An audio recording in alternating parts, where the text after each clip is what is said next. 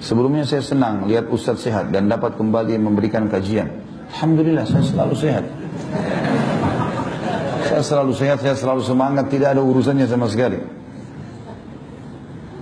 Saya sangat menyesali kejadian lalu, karena kejadian tersebut kebetulan di kampung halaman saya. Saya juga kaget, ternyata ada sepupu saya yang ikut dalam menghentikan kajian Ustadz. Saya sudah coba menegur dan mengingatkan bahwasanya beliau salah. Dan saya pun berkata bahwa saya santri Ustadz Khalid, dan selama saya mengikuti kajian tidak pernah ada kata mengkafirkan, apalagi memecah belah umat. Tapi dia tetap dengan pendirian golongannya, sampai saya menyampaikan kejadian kemarin itu ada dalam Quran, surah Al-Baqarah ayat 170. Tapi dia tetap memperlihatkan kebencian pada ulama sunnah. Lalu sikap apa yang harus saya lakukan? Apalagi saya harus benci dia karena Allah Azza wa Jalla. Pertama sekali teman-teman sekalian, saya pribadi, tidak usah antum, saya pribadi tidak merasa ada masalah di situ.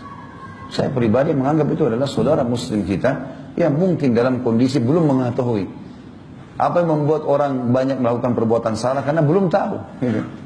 Andai saja mereka ini bisa mendengarkan ceramah utuh misalnya, atau hadir sekali saja pengajian kita, maka tidak ada masalah sebenarnya. Cuma ini kebanyakan mereka terbawa arus emosional, dan begitulah syaitan bermain ya, menggoda manusia sehingga akhirnya memusuhi saudaranya muslim tanpa sebab ya. Makanya saya menanggapnya dengan hal yang biasa sekali. Saya menganggap pengurus masjid meminta pada saat itu untuk menghentikan pengajian, saya mengatakan saya nggak ada masalah. Di masjid yang hadir ribuan orang, di depan masjid yang demo 50 orang.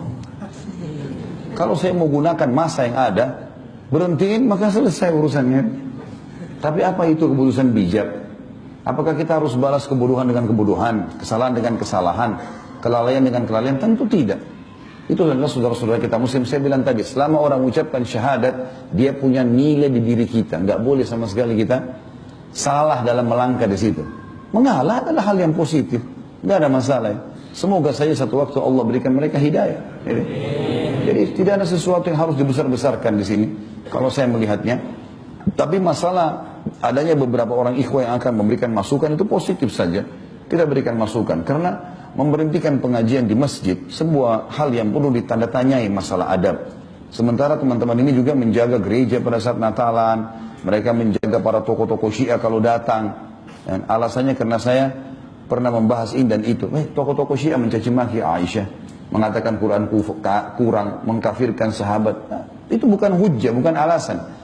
Makanya saya melihat ini hanya sekedar karena ketidaktahuan saja. Dan semoga Allah SWT berikan hidayah. Ya. Dan insya Allah tidak akan pernah diangkat derajat seorang hamba tanpa ada ujian. Kalau kita mau naik kelas harus diuji dulu. Lulus nggak gitu? Kalau orang dengan emosional, dengan amarah, maka tidak lulus gitu. Gitu kan? Masih syukur cuma begitu saja. Di zaman Nabi SAW orang kafir yang melempari Nabi SAW dengan kotoran. Udah sabar. Saudara kita muslim, hanya karena tidak paham, menyebutkan yel-yel, mengatakan saya ingin merusak stabilitas NKRI, ini luar biasa. Padahal selama ini kita yang selalu menenangkan masyarakat untuk tidak melakukan hal-hal yang merusak itu semua, gitu kan? Tapi nggak apa-apa lah, semoga Allah berikan hidayah insya Allah.